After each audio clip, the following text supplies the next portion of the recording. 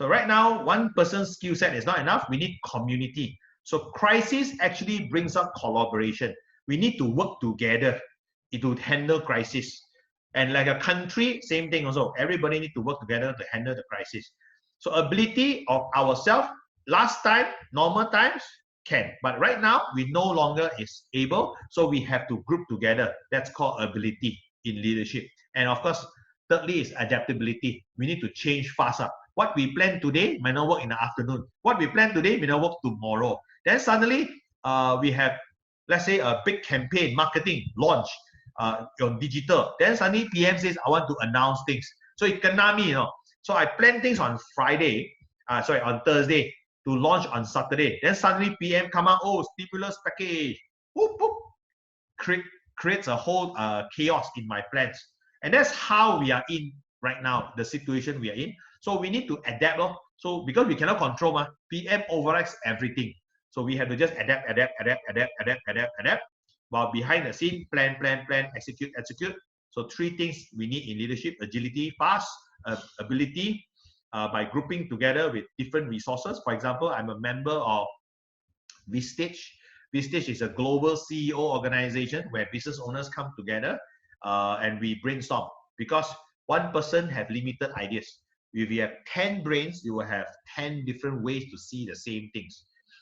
And direction through articulation is a point where we have to start communicating to the team. Because the team all freaking out. The team says, wow, I don't know whether I'll be here or not, man, next month. I don't know whether my boss will drop my job. I don't know my boss whether will cut my pay or not. I don't know what's going to happen to me, man. So the team is having no direction and lost and demotivated, demoralized. So what I think is corporate virus is more dangerous than COVID-19 virus. So what do I mean by corporate virus? Corporate virus is when those guys start telling each other, no hope, this company die one. So that is the corporate virus. They start infecting everybody. And this is more infectious because COVID-19, you can have vaccine and you can stay away from people. And then people, when the moment you see someone sneeze, bugger, you run away already, right? Or people start coughing, you also run away. But corporate virus, people don't avoid one. People join and get infected themselves. And that's why I think corporate virus is even more dangerous than the COVID-19 virus. And that's where we as leaders got to handle all this communication through articulation, constantly communicate. Alignment meetings means every single day, for us as a company, I got 2 companies, we do 4 meetings a day. Morning, 8:30, we check in.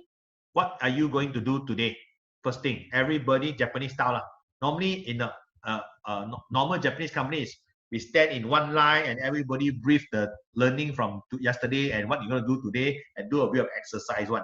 So it's the same thing now, 8:30, check in, what are you going to do today? What's the task? Then before lunch, we check in again via Zoom.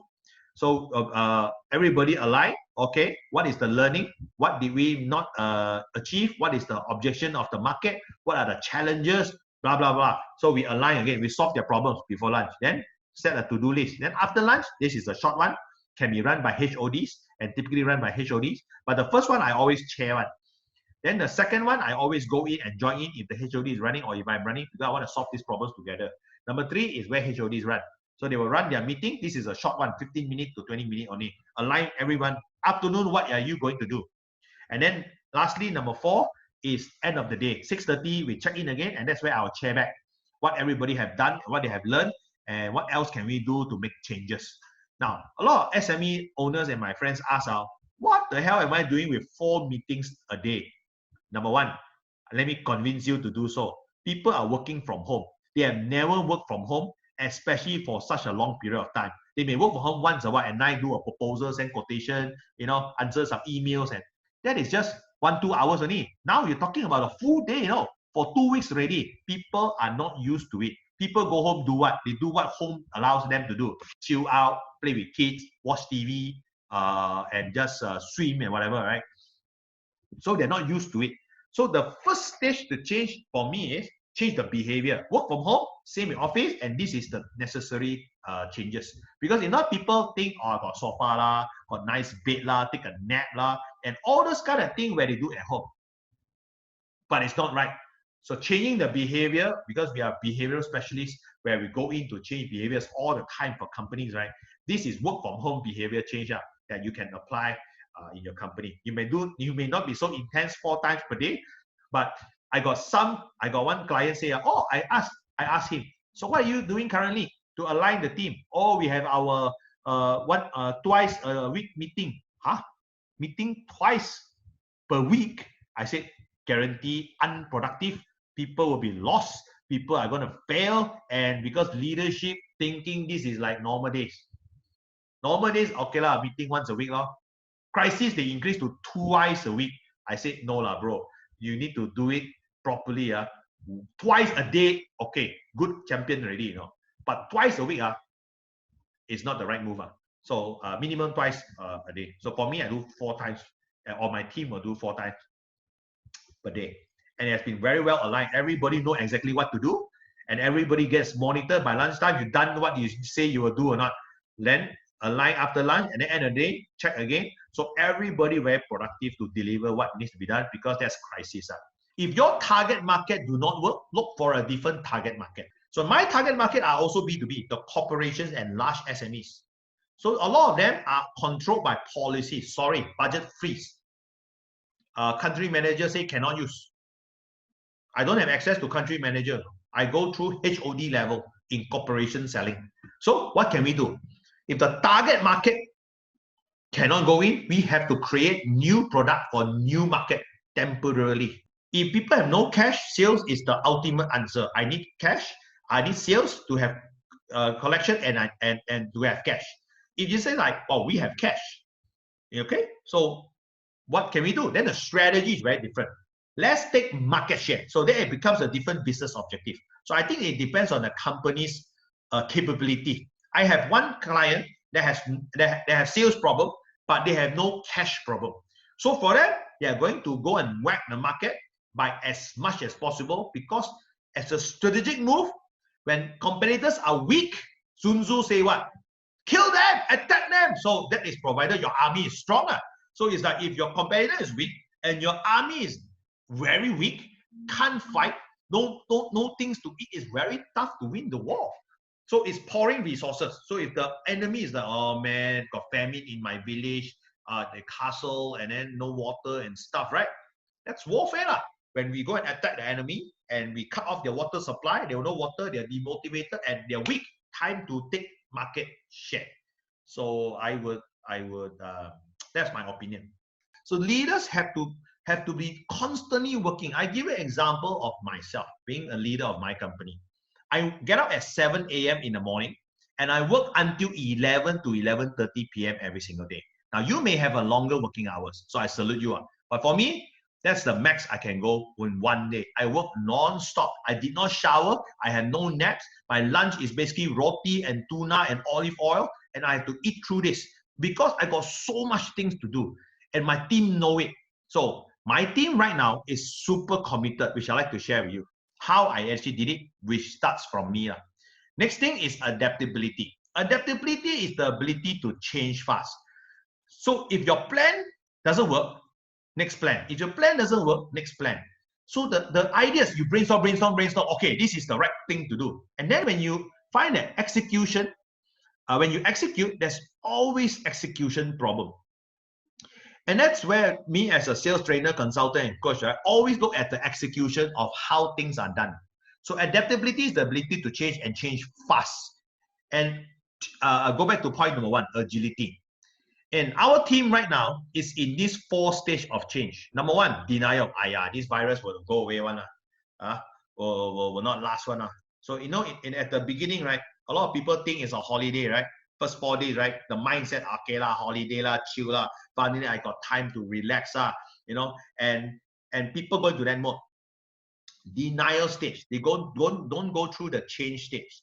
And that's where now leaders need to motivate them even more compared to normal times. Even though we are busy, we still need to motivate them, you see. From denial, get them out to go into next stage of change called resistance. Resistance means they know I need to change, but I don't want. Boss online, I don't know lah. I don't want to use computer lah. How can you make me work at night lah? I don't want to work weekend lah. You know, all those things is the resistance of the team. But in crisis, Nobody have choice. Because now a lot of leaders make threats. You don't work, I don't pay you. How is that motivating? I don't know how is that motivating, to be honest. We need to craft a message of confidence with effective communication so the team will actually work at night. My team work at night. I do Facebook Live at night right now to do lead generation. My team is there. They are there to rotate. Who do what, all the roles and responsibilities are clear. They work at night. They don't get paid because crisis. They don't have OT one. They work on Saturdays. No 1.5 salaries. They work on Sundays. Zero pay. But they are working because we are together in this. Now, how do you make the team from denial into resistance, into acceptance, and then into commitment? Acceptance is like, okay, no choice. I have to change. I have to push more. I have to be more aggressive. I have to work weekends. That is the part where the motivational skill of the leader comes in.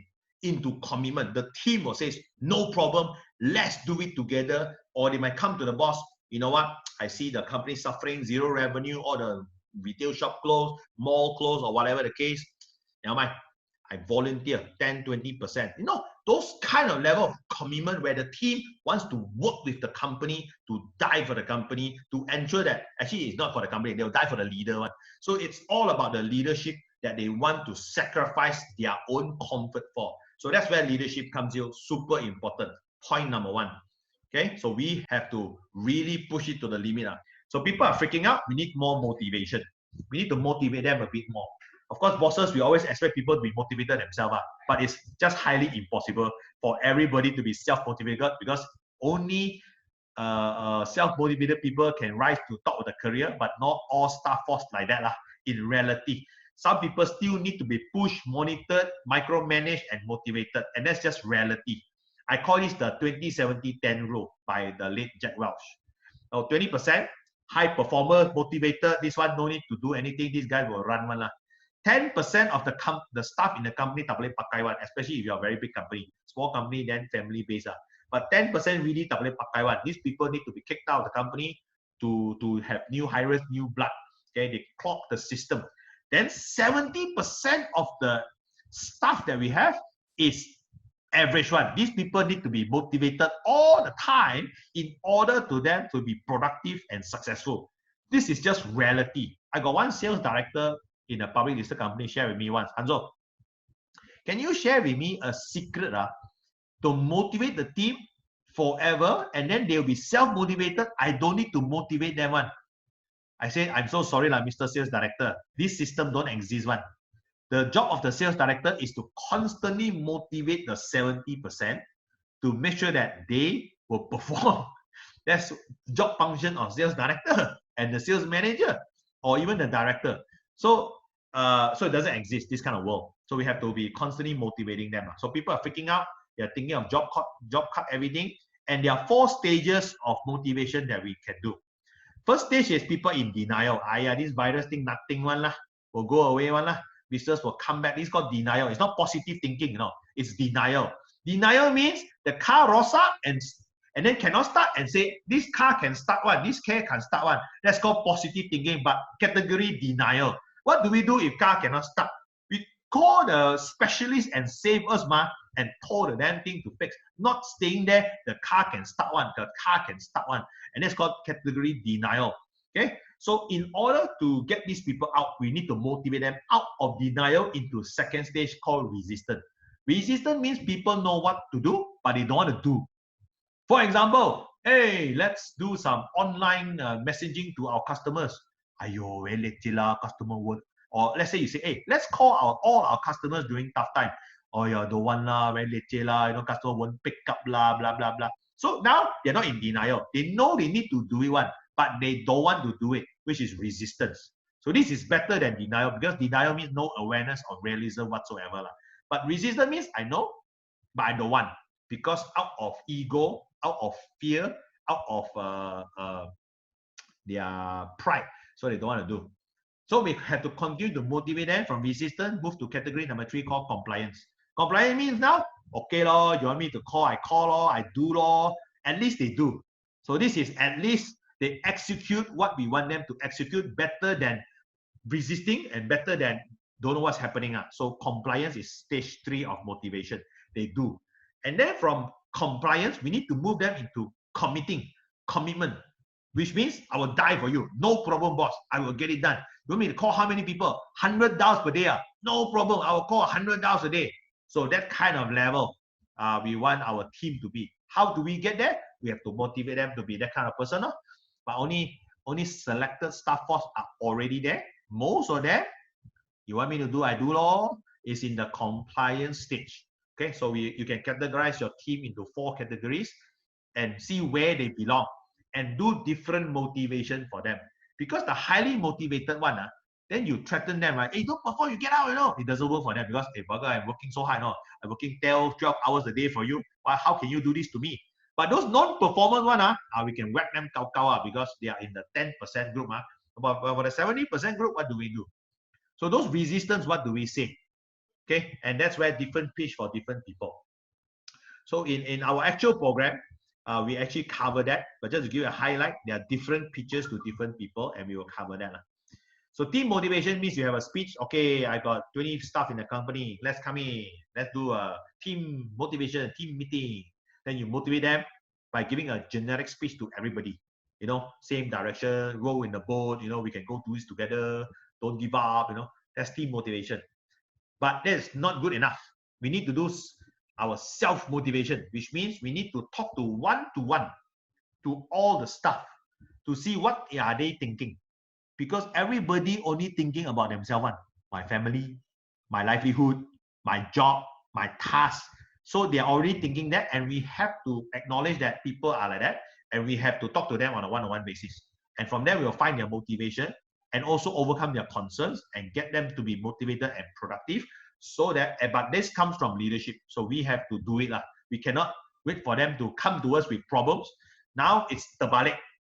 We go to them and make sure we find problems, because people don't know what to do.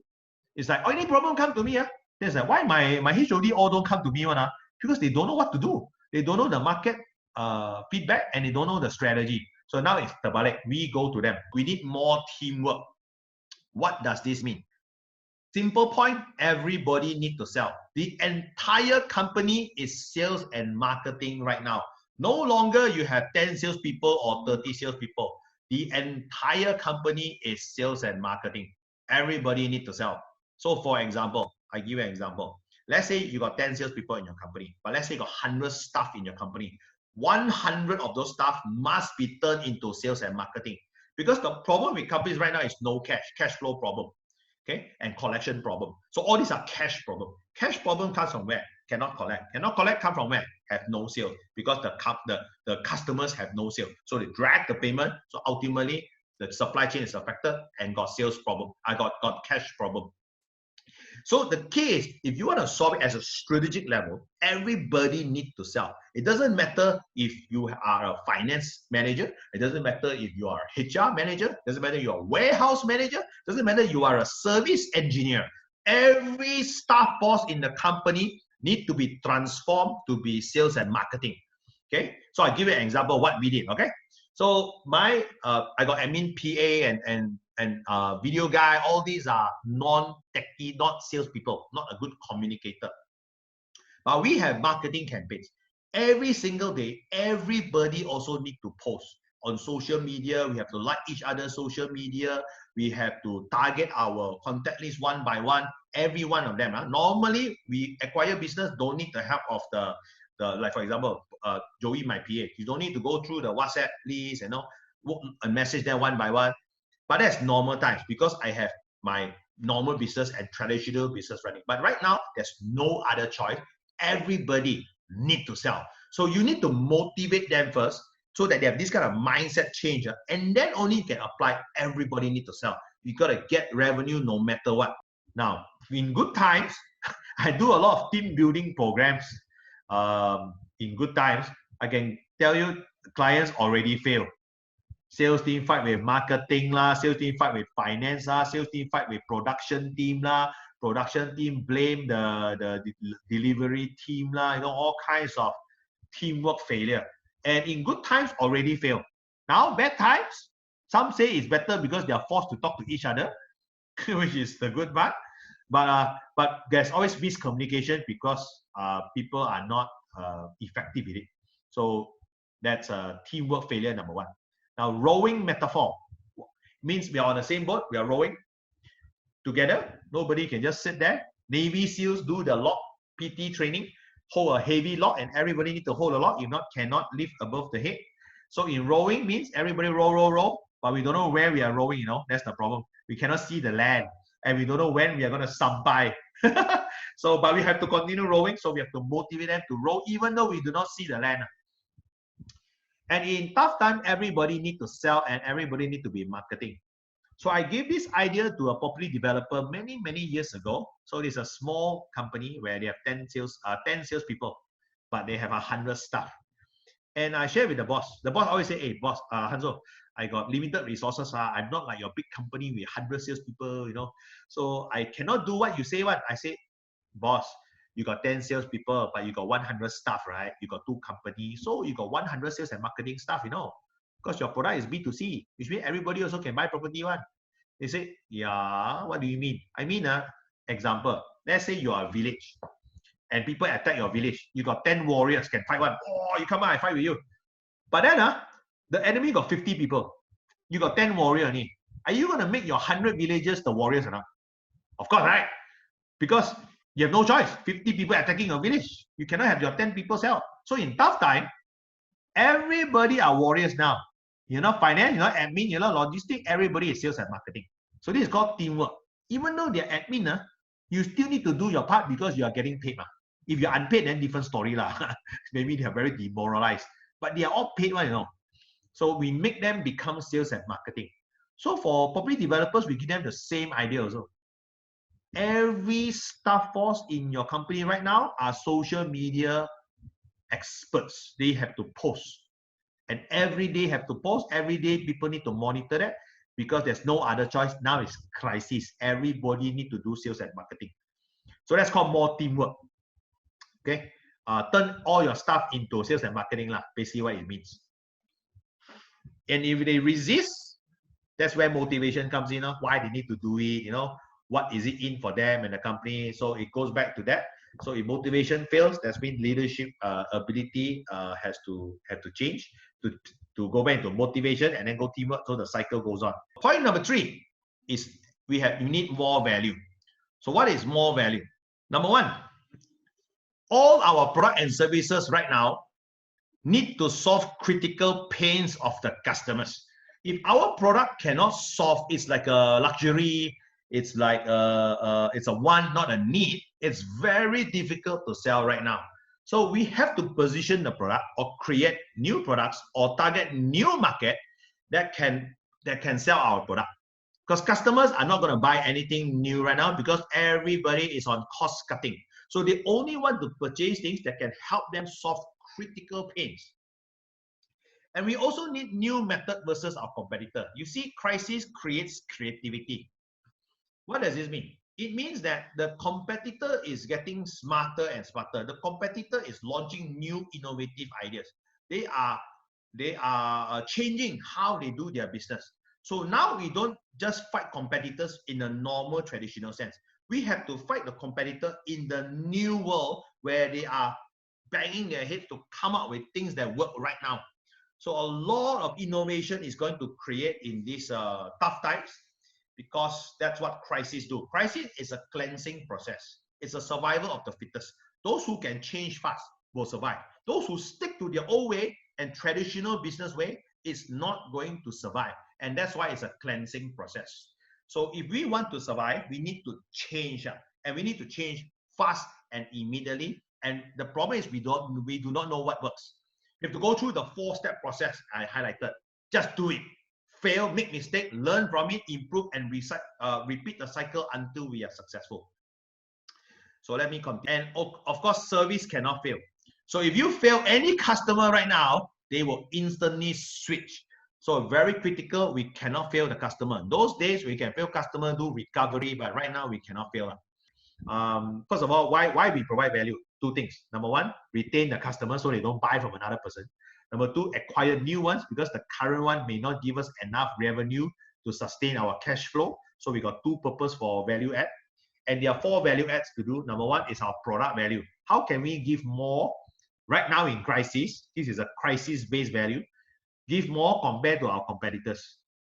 Number two, if the product is exactly the same, then what do we do? Then it's people value. The salesperson selling it must be so competent in terms of knowledge, experience, and relationship that they can help differentiate the product or services. Number three is service. Service is what the company can provide. I give one example. I bought my first BMW when I was 28. I didn't have money to buy a first hand, so I bought a second hand one.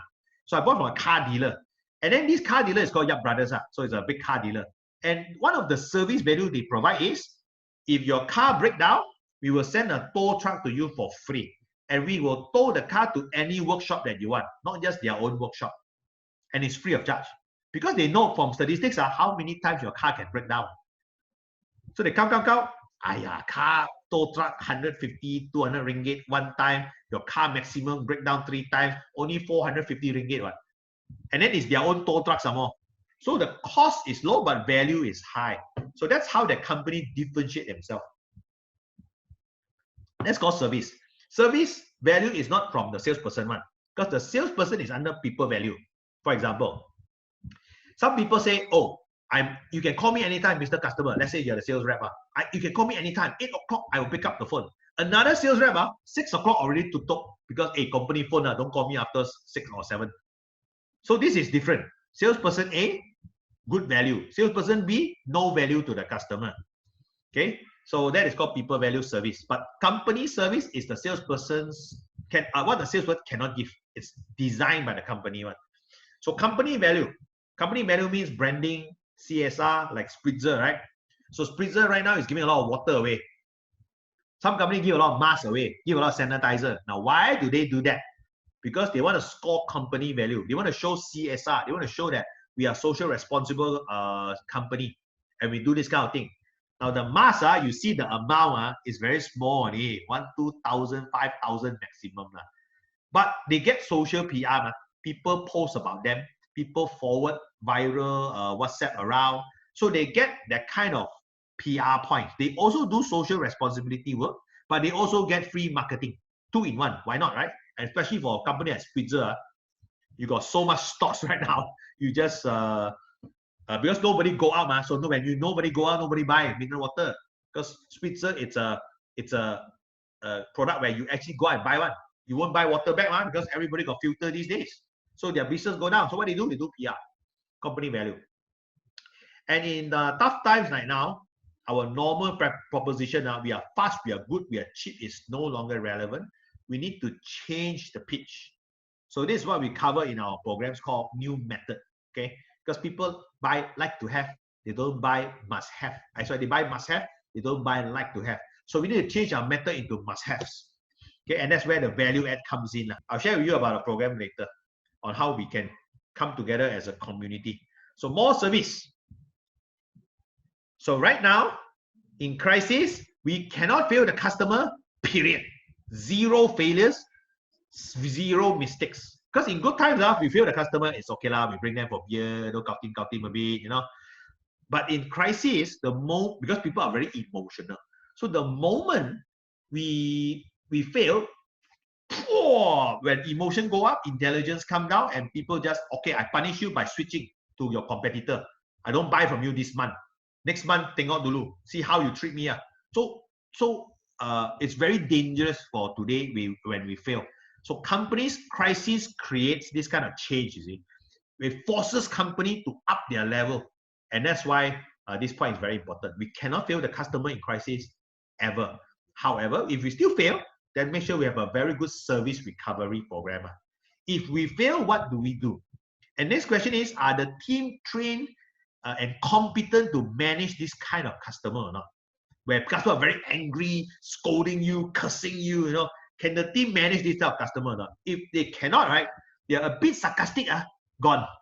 Customer is going to sense it and they're going to switch. So fail in the contract and customers just go to another person, just like that. So all our effort for marketing, acquisition, lead nurturing, relationship building for the last 2-3 years, gone, just like that. So service recovery is very important. So I got a lot of customers in project sales environment, they get a big contract, 1 million, 2 million, 500K or whatever. Then they have the project team go, the technical, the service engineers, the IT engineers. So these guys are all technical people. They are very competent in mechanical, use their hands, but not very good with their mouth. So when they go there, right, they start to offend customers, offend people, and therefore customers get angry, and they will also terminate contract because of that. So the whole teamwork is every guy that touch the customer have to be world class. If not, customers will punish us by switching to another brand. And that's what Sam Walton say.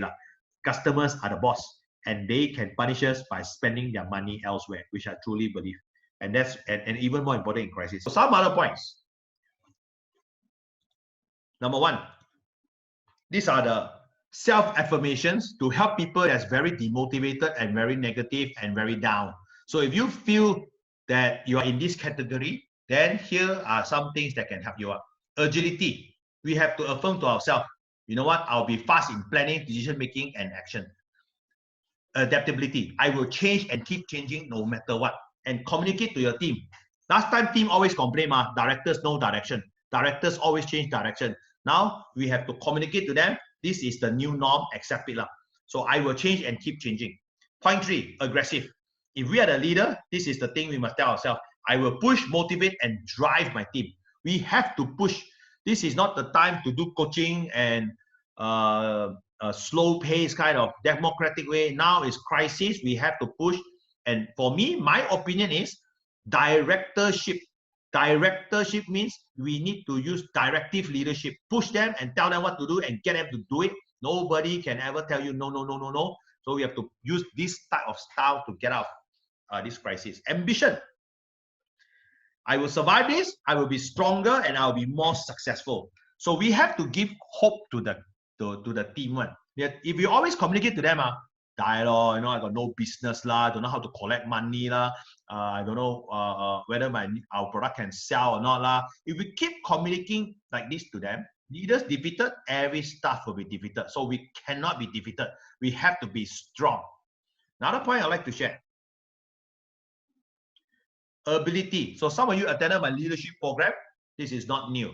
And I find that this is even critical right now. Goal setting. What do you want the team to do specifically every single day?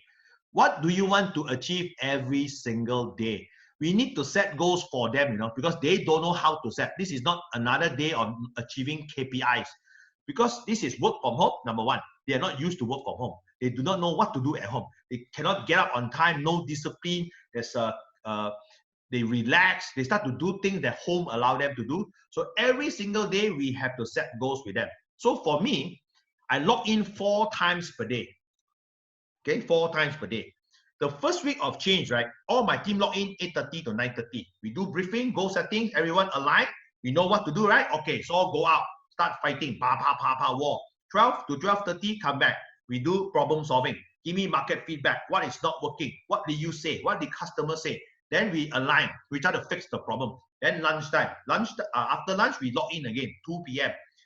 To 2:15. So normally it's 15 minutes just to share with them what are you going to achieve this afternoon. So we set the goal. And then after that, we log in again 6:30 to 7:30 for our evening meetings. And then after that, 9 p.m. is our Facebook Live, which is my B2C channel, which I'll share with you later.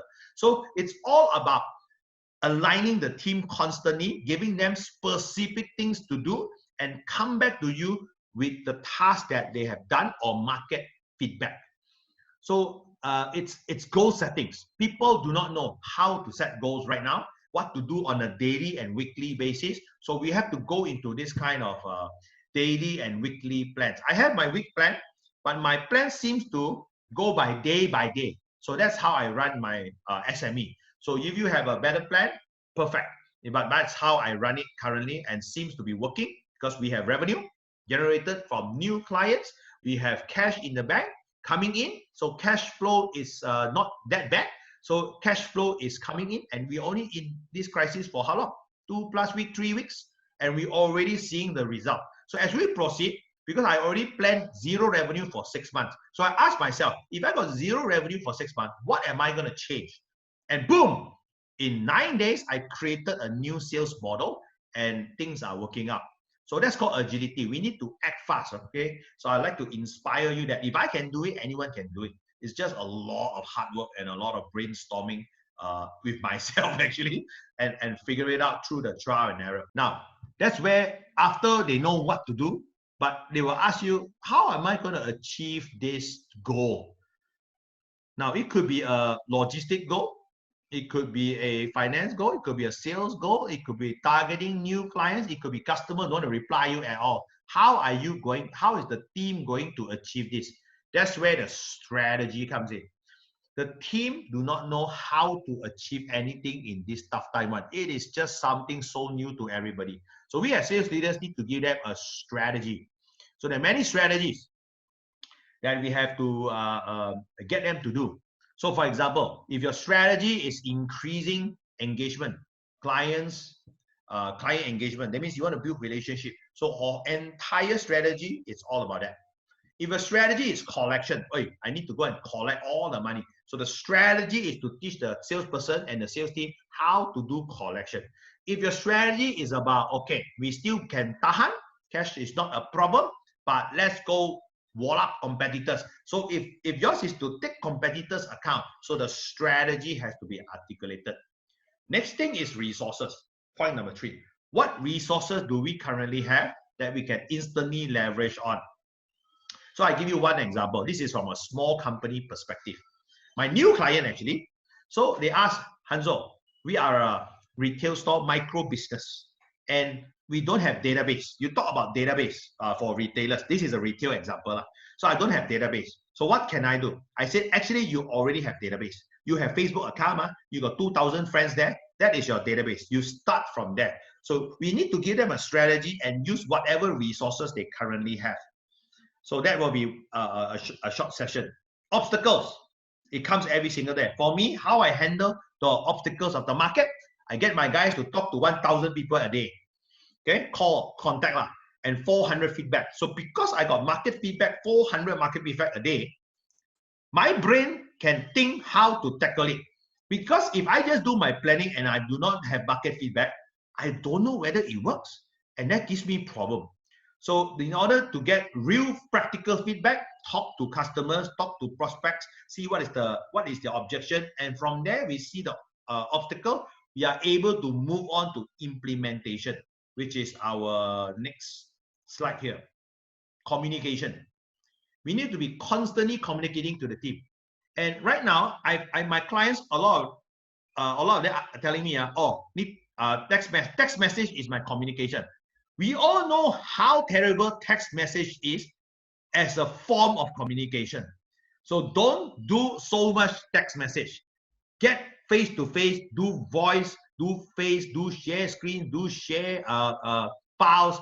So do a face-to-face, talk over the phone. Okay, so that's what I would strongly advise. Forget about these text messages. Text messages is from the previous jargon of SMS, short message system. Now that is good text message, but anything panjang one, we have to pick up the phone and call them, Zoom them, WhatsApp, video, Skype, or whatever it takes. Motivation. We need to motivate the team. We mentioned that already. Analyzing. Now that's where critical competency come in. Market feedback come back. We have to analyze. Okay, what works? What doesn't work? And then we have to start developing the team, train them, coach them.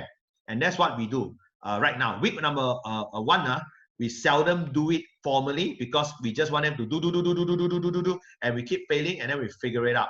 But right now we have the formula, we have role plays, we have drills, we have new script, we have all these things ready. So we have to constantly be developing the team and celebrating their success when they achieve things or when they take massive action.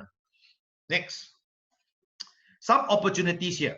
Okay, some opportunities. It's not all bad news. Number 1, the world I find is getting more digitalized and globalized. The question now as companies for us, right? Can we compete? Can we compete if suddenly some people can buy things overseas and deliver here in 1-2 weeks and you are a local supplier? Can you compete? I think we need to prepare for that. Second point is companies will change their business model. Your clients, our clients will change their business model. So if you're B2C, the customers that we serve also will change their psychology and behavior. Can we continue to support them or not? So we can actually plan for that. Third, I find is work from home can be the new norm. So if your company is like, no, you come to office, no, you come to office, I think that's an obsolete model. After people start working from home, there are two types. One, they absolutely love it. One is they absolutely hate it. They're like, I cannot stay here anymore. I want to die already. Someone go office. But some will say, hey, got benefit, I can stay here, productive, etc. So it can be the new norm. So as companies, as leaders, the question is, can you accept? And if you can accept, what is the infrastructure that you need to set up? And what are the opportunities that we can benefit? So if we ask, okay, digital, it's going to be the new norm. Can we benefit from this or not? Second thing, companies will change business model. Can we benefit or not? Thirdly, now working from home to me can be quite interesting because I have thought of it. Right now, I can hire people in Penang to work for me. Now I can hire people in Sabah, Sarawak. And they are there. I'm here. So these opportunities only exist now. Okay, just like China, some guys staying in the south can work all the way to the top because of all this train.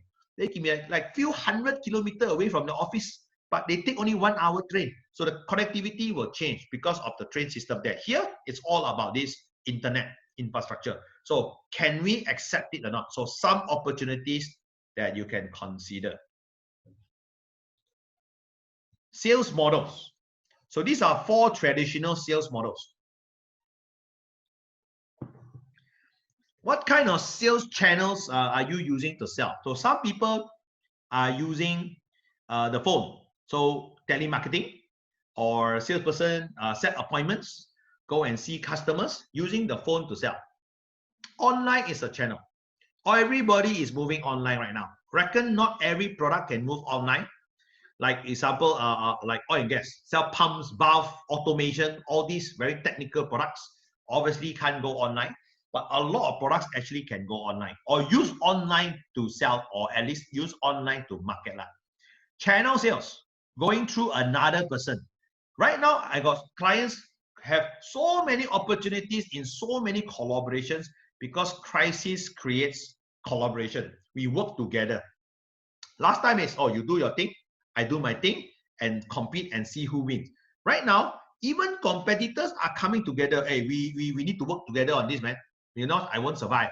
So the channel have changed. Mindset of people have changed. I give you one example from my side. This morning, I did a session called Sales Ninja Experience. It's online. It's our coaching preview. Then one person came in. So in Zoom, there's a waiting room feature, right? So he was there. So this guy is a motivator. It's one of my competitors. So it's like, this name so familiar. Then I asked myself, should I let him in or not? Should I let him know what I'm doing or not?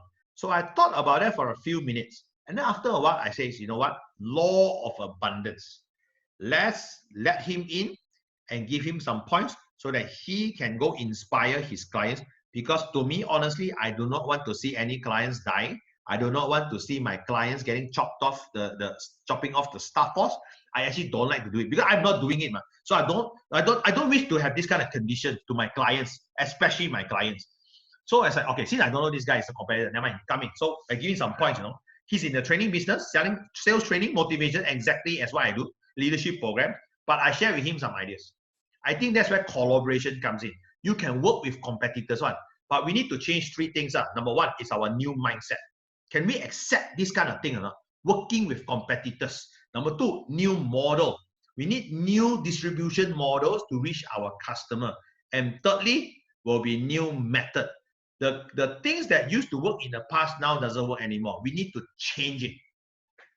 Okay, so that will be what I want to share with you today for 30 minutes to give you a highlight and a big picture. What can we do? Summarizing in this quick presentation of 30 minutes. All I can say is don't lose hope.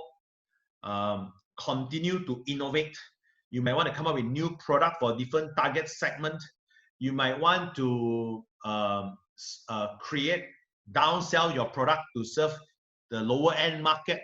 You may want to totally revamp your business model and distribution channels. I'm going to share with you one case study of how a business large one change their business model, sales model, not business model. And the example I want to use is Sengheng. So I met Mr. Lim on the plane on the way to Hokkaido. Mr. Lim is the MD boss, Sengheng boss. So right now, right, you know, Sengheng is a retail store. What is their business model? Brick and mortar plus e-commerce. That's their business model. Shops, own shop and franchise model. That's all. And then they have e-commerce. That is their business model. But what is their sales model? How do they sell? But brick and mortar is all closed. Not essential items, cannot open. They have 5,009, I forgot idea. Let's say it's 1,005. 1,005 retail stuff. All retailers, you know. Now, the sales method that retailers use is what? Sit down, customers come in, stand up, serve, convert, upsell, cross-sell, join membership. This is the whole sales cycle of retail. But right now, all these things cannot work. So what did Mr. Lim do? Number one, new mindset. This guy is very digitized, so everything is very technological based one. So very good, he's well prepared. Number two, new model. So from a brick and mortar, right, now they use a different channel, phone calls. The entire Sengheng workforce right now is a telemarketing department. Everybody is like a contact center calling all the database of Sengheng customers, walk-ins, people who buy last time, sign membership, lapse membership, whatever the database they can find out. Everybody is calling them. That's called new model. Remember, the salesperson is a retailer. Sit there, play phone, wait for customers to come. Right? Customers come, give them best service, kaboom, done. But right now, they cannot do that because all shop tutup. And that's why he changed the sales model. So if you are stuck somewhere, that's where you need to change the sales model to a different model temporarily and make it work for now. And who knows, this model will be your future sales model as well and coupled with your business model. Like for me, we are a corporate training company, right? B2B. But right now, I have a B2C channel, Facebook Live. Facebook Live is a B2C channel. I changed my model so that people can go through my sales funnel. They go through Facebook Live, they go through funnel number 2, funnel number 3. There's a process of how we convert, and that's why we convert clients from there. And we have sales and we have money, you know, because of the news channel. If I use my old model, corporate clients, first of all, first problem, all companies are closed. You call the office, nobody pick up. You cold call, doesn't work. We call the existing customers, got budget cut, got restriction, regional don't let, got cost-cutting measures, got restructuring, got a lot of business challenges, right? And B2B is a complex sales and it's take time one. So it doesn't meet my business objective, which is how am I going to get cash during COVID-19? So it fails. So this channel, it's still going to jalan, but not now. Now I use B2C sales model to ensure that my marketing is functioning. I have leads coming in. My salesperson got things to do. All my staff force got things to do. And I don't need to cut any of them. Zero. And it's working for me. So I want to share with you this, right? Because we have to change up. We cannot be comfortable with this is the only way to do things, you know. For me, I've never done a Facebook Live in my life, but I took up the challenge and did it. I don't have a marketing funnel. You know. Marketing funnel is like go and watch video, fill up the form, then come to a different program. That funnel, I tada, zero. I built it for 9 days and I had the whole thing set up. So it can be done. Okay. Now, some industry is tougher. I get it. I understand. I empathize. I also sympathize. So that's where you can figure it out and try to brainstorm with the management team and see how we can survive this crisis. And the third thing about Sengheng, now they did very well in terms of changing model, but what they can do better is the method. So what they reported is they call many customers, but they get tons of rejection because people like, suddenly got telemarketer call me up, I hang up on you. So because the retailers, these are retailers, they're used to people coming to them, not used to making calls to database. So the method they use is not effective. So if they change these three things, a mindset, model, and method, they are going to have sales, they're going to have revenue. There's no cost-cutting measure because Mr. Lim says, I'm not going to cut anything, I'm going to make this work. So with that case study, myself as a small business, and that's a big business, and therefore competitors will come kacau your customers. Loss of prospects, everybody is trying to push for sales. Everybody is doing marketing, and therefore we need to build more and better relationship with our customers. And that's why I'm doing this event free of charge. Give you some ideas, give you some insight, and also give you some inspirations so that you can build more relationship with your customers. I got also a lot of manufacturing customers. So they share with me, Hanzo, I also want to implement all these things you're talking about. But my customer also closed during COVID-19. I cannot supply to them. What do I do? My salesperson, I got 15. Got nothing to do, really got nothing to do. So, okay, here's what I will recommend to these type of customers. You cannot convert, no problem. Yeah, but got something to do, because the crisis got 7 things to do. Either leadership, you do more motivation, you get more teamwork, add more value, more service, or build more relationship. So build relationship with who? With our customers, with our prospect, and with supplier. So we have called hundreds of calls every single day. And from our own statistics, 40% of the people actually pick up. That means, as an example, if I call 1,000 people, we actually get to talk to 400 people. Because right now, people are a bit more free, man. Normal days are busy, meeting, driving, whatever, right? Right now, everybody has some kind of time. So 40% pick up the phone. So that means we got more time to build relationship with people. And we have longer talk time. Last time, 15-minute customer got to go already. Now I can extend to 30 minutes because of the condition we are in. And what do we do online relationships? So today I want to share with you one ideas that you can use, whether it's B2B or B2C. If your company totally closed, it's zero revenue, but you still want to, and you're still paying your guys, and you want them to work, what you want them to do. So you can either make them call or doing online relationship strategy. So for my B2B customers, I ask them to go to LinkedIn. Every staff in the company need a LinkedIn account. They need to start adding people to LinkedIn, and they need to message people on LinkedIn. This is for B2B. Because LinkedIn, if you want to message people, you need to pay what? Email. They charge you what? That's how LinkedIn make money. Strategy number 2, you add them, and then they add you back, and then you can message them. So that's strategy number 2.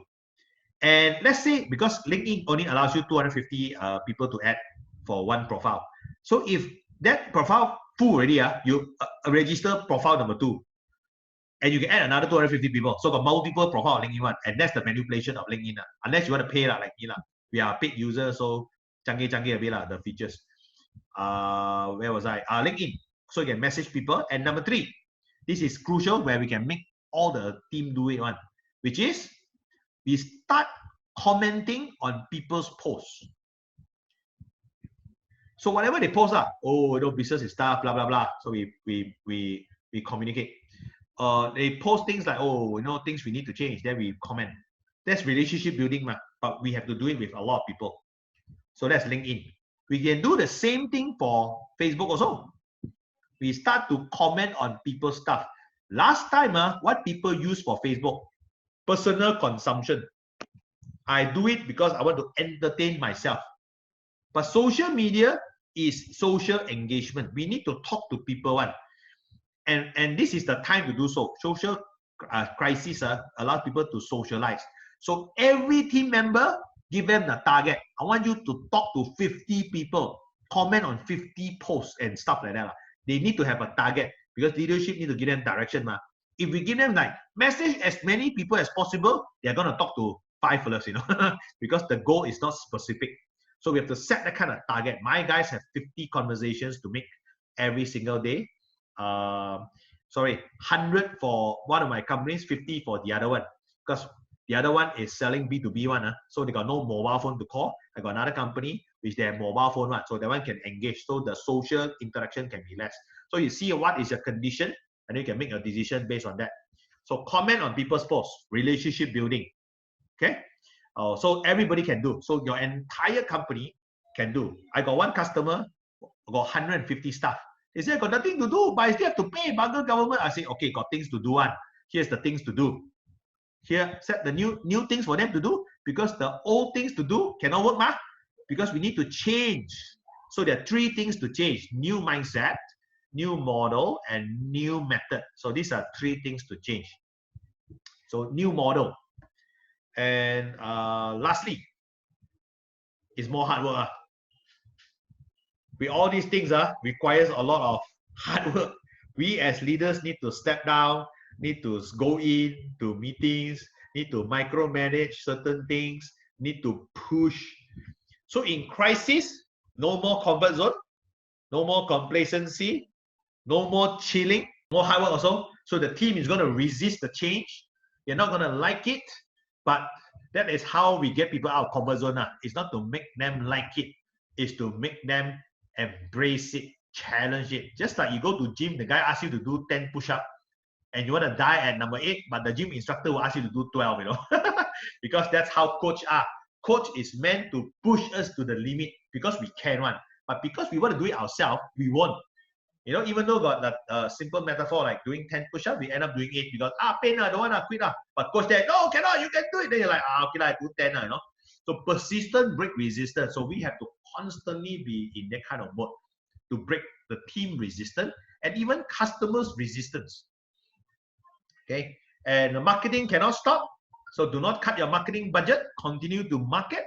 Don't say, oh, I gotta pull back. As long as the company got a bit of cash, don't cut these kind of things. Get the name out there so that when things turn around, we are already there. Prospecting cannot stop. So salesperson cannot say, oh, customer, don't pick up phone, stuff like that. We sell B2B, so they are blah, blah, blah, they stop buying. So that means, no need to do anything. So if you don't need to do anything, then don't need to pay them. Then okay, they don't need to do anything. They can watch Netflix from morning until evening. But as long as they are paid, we are paid, that means prospecting cannot stop. Constantly need to follow up. And if we stop, technically, we will not survive. That's the secrets to survive global crisis. Those are the 7 secrets that you can use so that you too can succeed in global crisis. For more information about our online coaching, private coachings, please visit our link down there, click it, and you'll be brought to a website that will explain to you how our online coaching works, whether for your company or for yourself. I will see you in the next page.